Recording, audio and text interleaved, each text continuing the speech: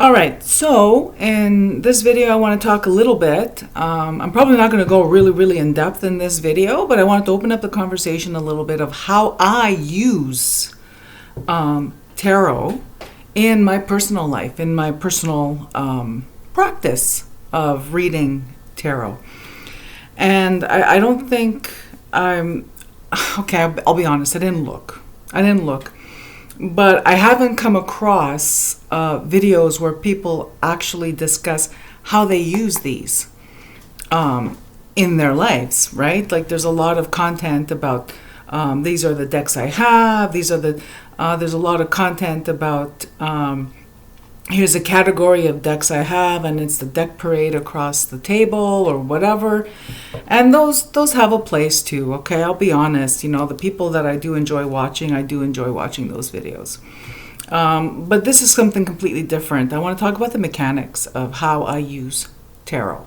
Now, in order to talk about how I use tarot, I have to give you a little bit of a personal history lesson so you can find out, so you can understand.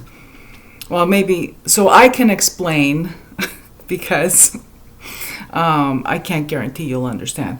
All I could do is I can talk about how I use tarot, and you'll see that it's not, you'll see what I mean. So if you've been watching me for a little bit, I have posted videos in the past where I am a fortune teller. I started reading tarot in 1986. I discovered tarot when I went for my first tarot reading in 1984. I think I was 16 when I went for my first tarot reading. And I was just mesmerized by the cards. And it was the yellow box Rider-Waite. It was the only tarot I'd ever seen in my life. And thus it was the only tarot in my life for 10 years. And I went for this tarot reading, and I was so mesmerized by the reading. Now, the reading I had was, the person was a psychic. So there are things that were told to me in that reading that have held true for almost 40 years. So again, you know what I mean? It's like, I'm going to go into the whole, you can't be telling me that this is not predictive, okay? But let me explain how I use these. And and just a little tour of in what circumstances I would pick up the cards. So growing up, it was very common practice in the household that I lived in, and in neighbors and relatives, where the cards were picked up to see what is going to happen, what a person's intentions are, if there's malignant magic aimed at either the person being read for or the household. Every family had someone who read cards where I grew up. So this was like really it was very common. It's like it was so common, it was normalized. It's like, you know what I mean? But at the same time, it was so common that it was normalized, but it was also something that was done with privacy. So this is, and with privacy, between the person who reads the cards and the person who wanted their cards read, or the person who reads the cards and in their home. And it was a way of taking the temperature of whether it be relationships, business, legal, even health. So this is something that, okay, so now that I brought that up, I don't read for those things for the public. Because, well, it's too much responsibility. It's too much responsibility, and I'm not willing to shoulder that kind of responsibility. Because what happens is that there's people who will hinge everything on that reading. There's people that you read for them, and then they don't make any decisions on their own because of a reading. But now I'm going off topic, so let's come back to how I use cards for reading. So, I have a deck of cards on my altar all the time. And the cards that live on my altar have a specific purpose. So all my tarot decks have a specific purpose, which is why having dozens and dozens of tarot decks didn't work for me, because these are sacred tools and they have a purpose. They have a job. They each have a job, and anything that's on a shelf is just, whatever. But everybody does what they want, right? And I do what I want. Okay. So, I use my tarot decks, and I'm specifically talking about tarot. So I use tarot to, every week on Sunday, sometimes it's Monday, you know what I mean? It's like whatever. Sometimes it's Saturday. But like once a week, I have a ritual where I will draw a card that will give me a forecast, a weather forecast, an energetic weather forecast of the week. Anyone who's ever done this has experience that they are predictive. Okay? The card will predict what the energetic forecast is for the week, and as you're traveling through the week, as you're living through the week, you're living your life, you can see where that energy, is occurring in your week. It's also a really good way to learn experiential meaning of the cards versus, like the little white book or the hundreds of thousands of books written on tarot. The best way to learn tarot is to draw a card once a week and observe that energy unfold. I still do that. I started doing that way back when I first started, when I got my first tarot deck in 1986, and I have been doing that ever since. Of course, like everything else in life, there has been some interruptions in that practice. There were years when I didn't do it, but for the most part, it's probably the one thing that I consistently do, especially now, even if I do nothing else. So it's that one card, and it's on my altar, and so I can see it all day long, all week long, or whatever. I see it, and then at the end of the day, I do a little revisit my day and see where that energy was present. So that's the daily way the weekly way that I use tarot. I use tarot primarily for myself personally, and this started when I first started reading tarot. I was young. I was like 16 years old, and I didn't understand myself. I didn't understand the world around me. It's like, it's you're coming of age, and you don't know who you are. You think you do. I remember by the time I was 20, I knew everything. I knew everything there was to know about the world, man. There was nothing, there was nothing I didn't know, because at 20, I knew it all. And that's a hubris of youth, right? Oh my God, I wish I could go back. But now, as time goes by, at my age right now, I realize that I don't know what I don't know, but I'm pretty much aware that I don't know everything.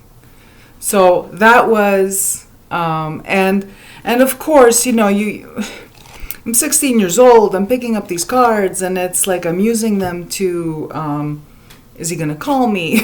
You know what I mean? Like, come on.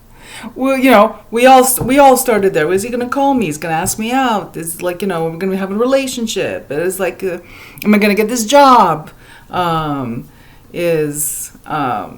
Those kind of questions. When am I going to get this job? Am I going to move? Am I not going to move? Am I going to get into this college? Am I going to get into the other college? And all that kind of stuff. All those kinds of questions.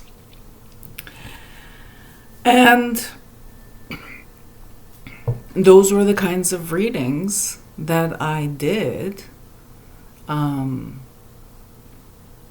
Probably 100% of the time for the first 10 years.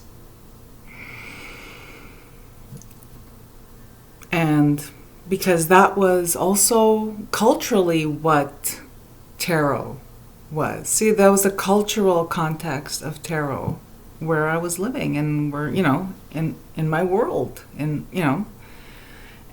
it wasn't just tarot, it was also playing cards. And I mentioned this like 100 times. I know it's starting to get boring, but carte napoletane. I started with those because that's what my family had in the house, and that's what they read, and that's what I learned to read at the age of 6 because it was cool. I wanted to be like the grown-ups.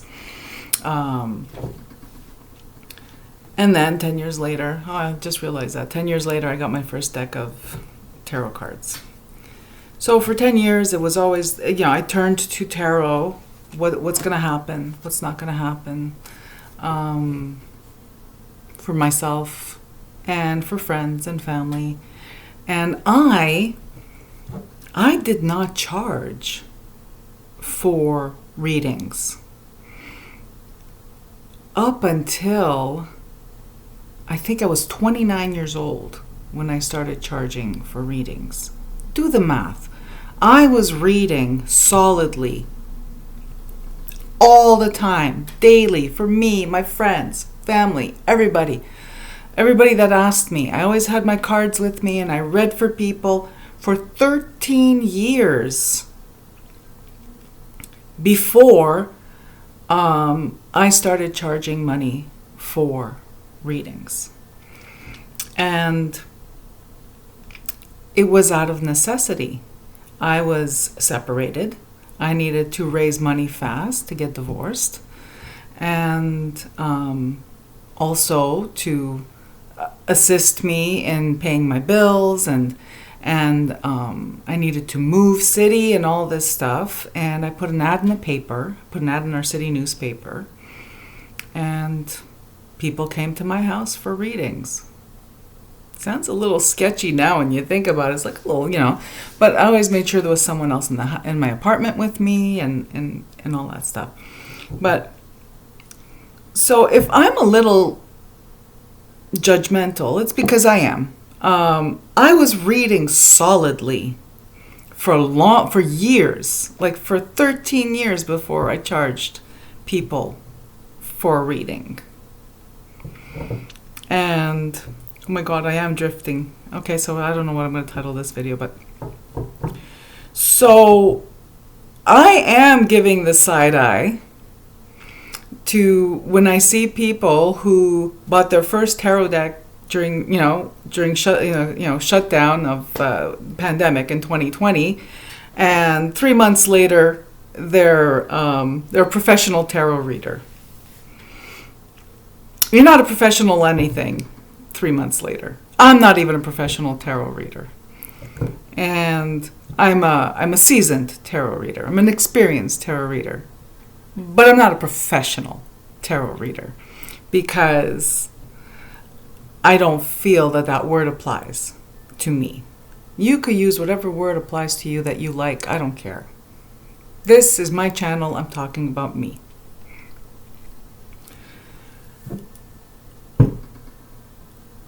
So let's go back.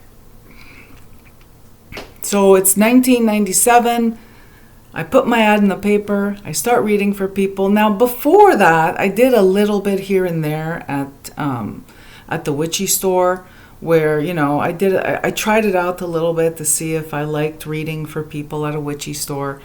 And it was fun and I liked it, but it wasn't something I could maintain because, well, I had a muggle job I had to be at, right? So, but an ad in the paper where it was according to my schedule.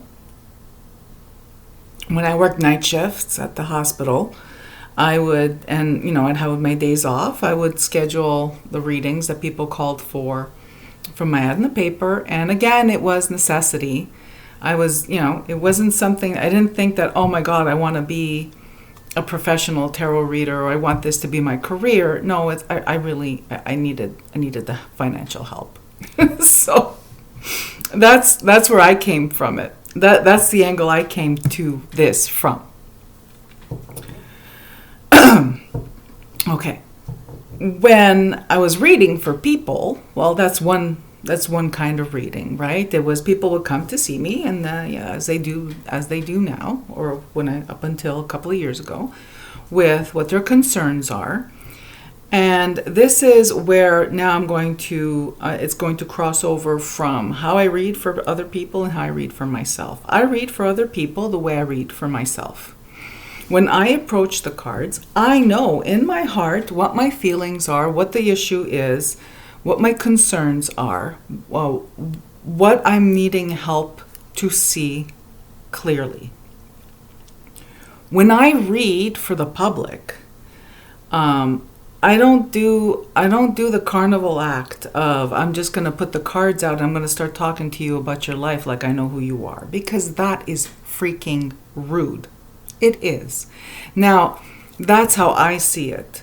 What I think it's rude to do that, because I could be talking about bananas, charge that person for their 45 minutes, an hour, or whatever. The person walks away and they really, really wanted to talk about their concerns about peanuts.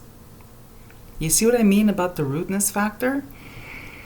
And this I learned from a very old reader who told me, if you want to provide people a service, if you want to help them, you need to ask them what they need.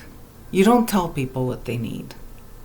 You ask them, what do you need? How can I help? And that is how I read.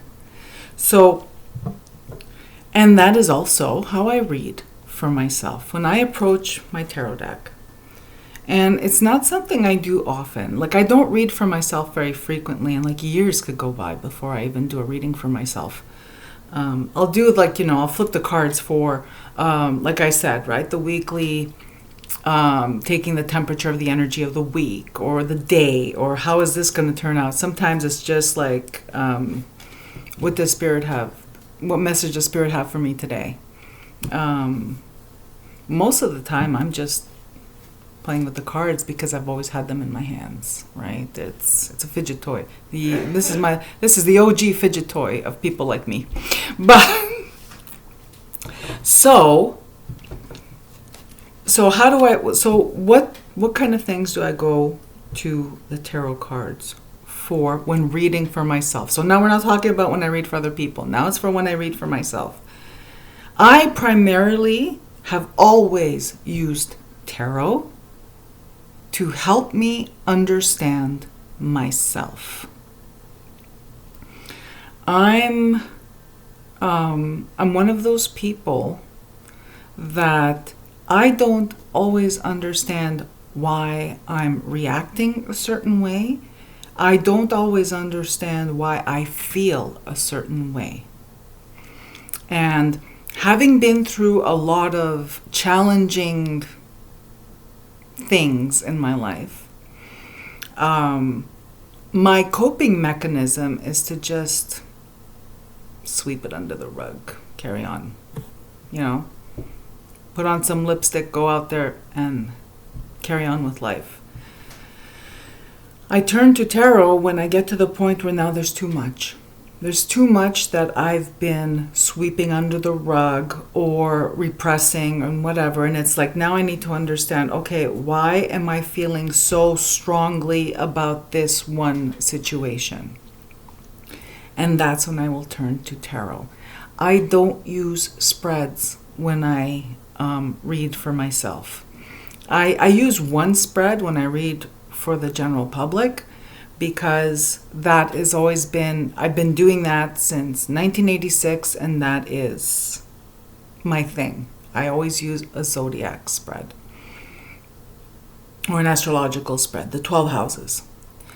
But when I read for myself, I don't use spreads. And it's not that it's not like I'm closed-minded and I'm never going to use spreads. I'm explaining to you, historically, I've never used a spread to read for myself. And I will go to the cards and I will say, okay, I'm having a very strong negative feeling about something, and I don't even know what it is I'm upset about.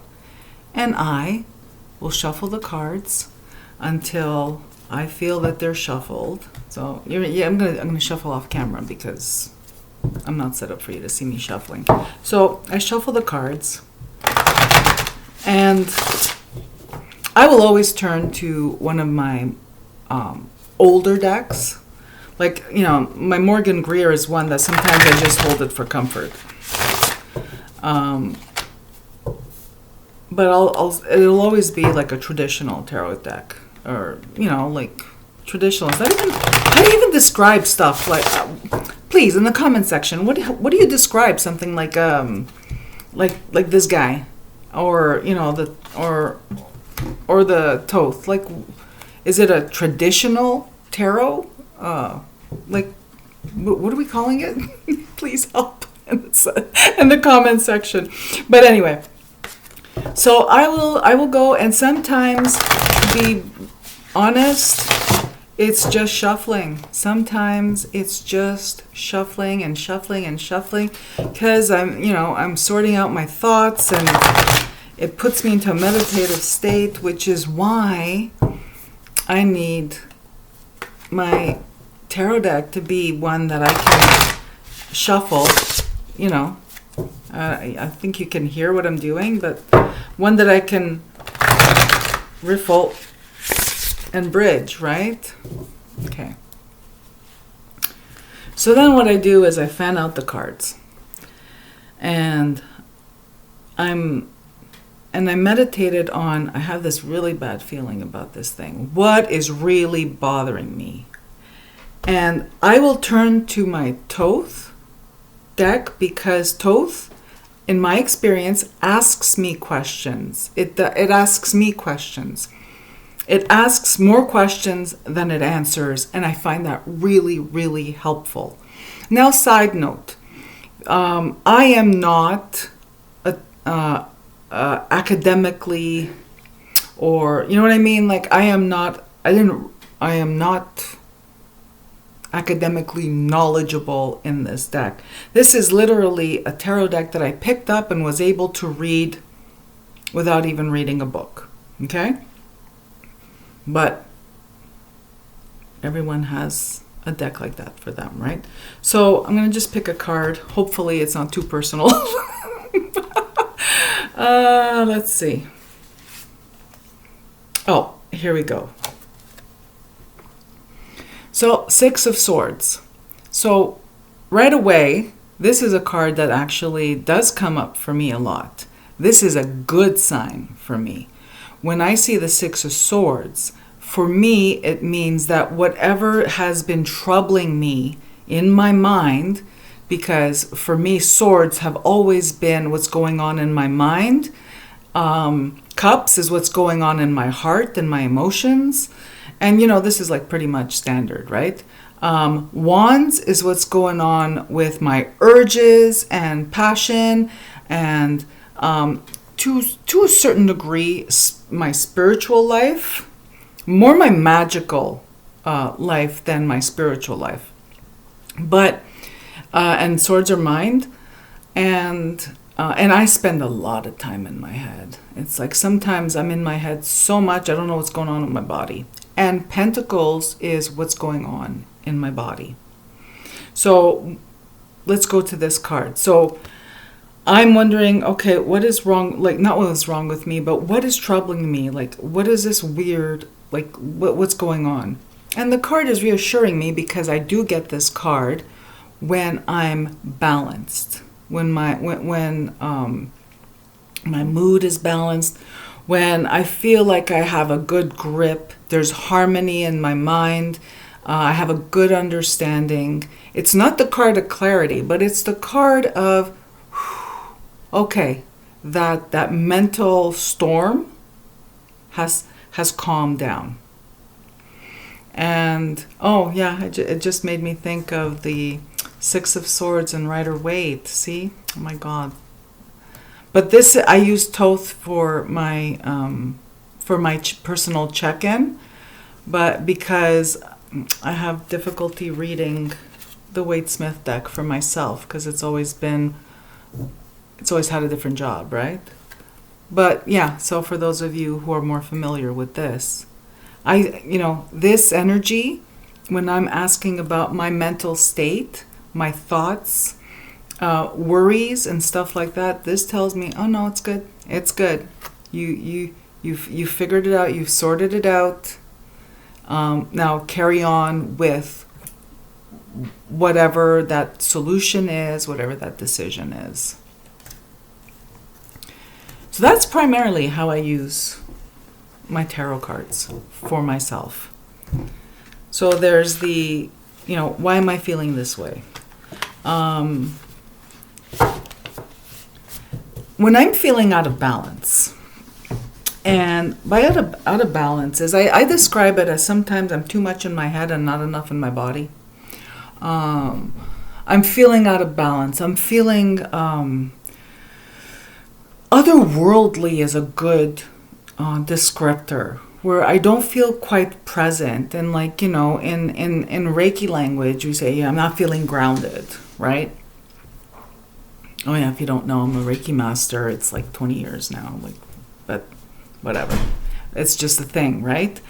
That I do. It's just part of who I am and what I do. I don't mention it too much. Anyway, so suppose I'm feeling, so I checked on my mental state, and sometimes I don't get a swords, right? Or sometimes I try to leave it a little open-ended. Why am I feeling this way? Why is this bothering me? And then the next question is always, what can I do to feel better?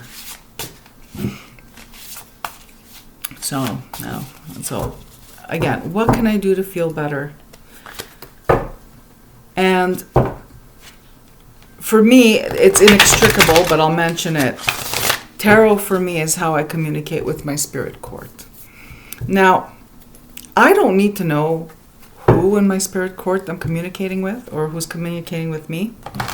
I like to keep that, I'm perfectly fine keeping that an enigmatic thing, that I don't know who of my spirit court is assisting me at this time. Sometimes I get an idea based on the symbolic language in the cards, but most of the time I don't trouble myself with that, because that I get bogged down. And I learned really early in my taroting that I don't need to know. I don't need to know. As long as they help me, I am grateful. And sometimes I end up finding out later through dreams and that kind of stuff, or through signs in the day-to-day, whether literally a sign on the road or something I see. All right, so I asked the question, okay, I'm just gonna pull a random card like the last one, right? We'll see what I get, but just so that we can have the conversation, so I can give you that demonstration, right? Oh my God, people, I'm sorry. Okay, so what can I do right now? Because it's not, if you're a person who struggles with anxiety, the advice I always give is don't think about tomorrow. Okay, because that just ramps up your anxiety. When you're feeling gripped by anxiety, you have to bring yourself to the present moment, and you don't have to have an anxiety diagnosis. Everybody experiences anxiety. So, in an anxious state, or in a worried state, or just not feeling quite myself, I will ask the question, what can I do right now to help me feel better? And I have the cards fanned out on the table. I pick one, and it's the Prince of Wands. Like I said, the Thoth has a way of, it doesn't answer the question, it asks a question. So I'm looking at the Prince of Wands, and I'm thinking, so I get this card a lot. I get this card a lot whenever I'm feeling like, what can I do to feel better right now? What can I do to feel like me right now? What is pent up? And usually this card says, well, what are you doing with your in terms of creativity? So I'll give an example, right? What are you doing with your creativity? You need to be expressing your creativity. What are you doing about, and so this would be a card that I would meditate on. And I would go through, I would wait to see what comes to me. I don't go to guidebooks and stuff like that. That doesn't help me. What helps me is now I would spend time with this card. I would potentially put it on my altar and wait for this wisdom to come to me. So this is what I mean. Like, for me, it's a spiritual practice. It's a spiritual tool. I'm not going to look up the meaning of, okay, I know the meaning of the card. I know you're all probably rolling your eyes saying, yeah, okay, whatever, Grace, you know what that card means. But for the demonstration here, for sharing with you what I do, I'm going to just sit with this energy and wait for it to inform me. And it will. It will within, sometimes it's less, but within 24 hours, the energy of the card, of the spirit message, the energy of how can I feel better now, comes pretty quick. So that, my friends, was a little demonstration of how I use tarot cards for myself for the most part. Why am I feeling this way? Why am I angry? Why am I sad? Why am I despondent? What is going on? Why am I having such why am I resisting this thing so much? Why am I feeling like the ground's been pulled out from under my feet? Why am I feeling ungrounded? Why am I feeling vulnerable? Why am I? What's this? This is my favorite one, because this happens to everybody, I think. What the hell is this sudden sense of impending doom? What's coming? What's coming? What am I perceiving? What transmission? What energetic transmission am I receiving that I suddenly feel this sense of impending doom? Most of the time, nothing is coming. Most of the time, it's just garden variety anxiety. So that's how that's the kind of questions that I ask for myself. I don't, on the occasion, I'll do that whole, if I applied for something, like if I submitted my application for a job, which I haven't done in a long time, but suppose I did. How will this turn out? If I'm worried about a parcel in the mail, seriously, people, if I'm worried about a parcel in the mail, I reach for the tarot cards. Not these, though. These. I reach for these. And it always gives me better tracking than the tracking provided by the sender. Just saying.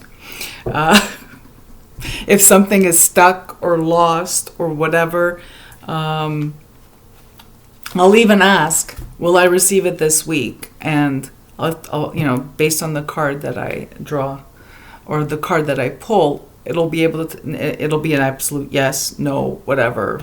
No, not. So this is better than postal tracking. Oh, okay, I was a bit all over the place. All right. So I'm going to stop now because how long have I been talking? Probably like close to 40 minutes. And I think next time what I'm going to do is talk a little bit of how I use tarot cards to understand others, or to understand other people's motives, and just to understand, like, because sometimes we misunderstand what people's meaning. And this has always helped me. Now, I know there's, I've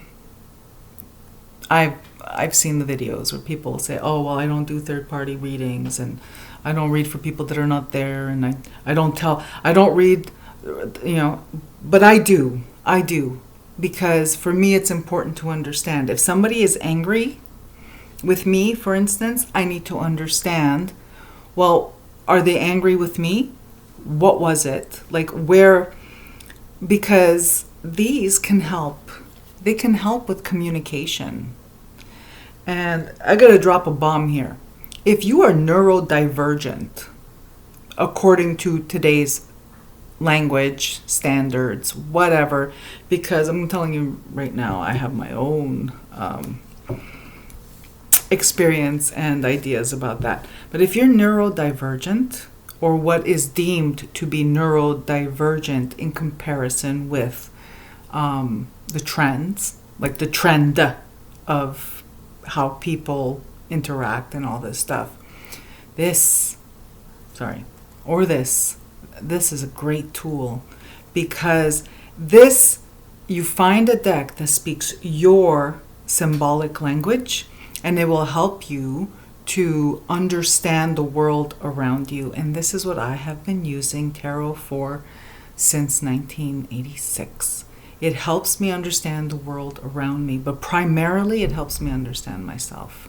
So until next time I'll come back and demonstrate how I use tarot to understand other people, especially to be able to meet them on common ground and work things out, or to help them, or that kind of stuff. But until then, wherever you are in the world, I'm wishing you a beautiful day.